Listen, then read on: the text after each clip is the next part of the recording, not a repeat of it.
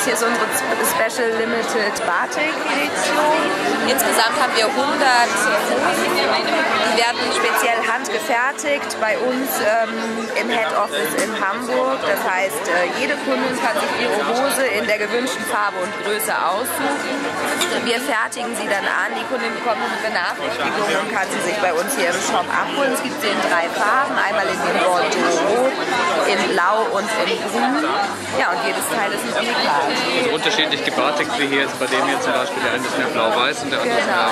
Da ist der Unterschied einfach, dass das hier ein Denim ist und das hier ist eine Korthose. Und das da gibt's kommt auch, also es gibt's auch. Man kann auch verschiedene Stoffe auswählen. Okay, jetzt.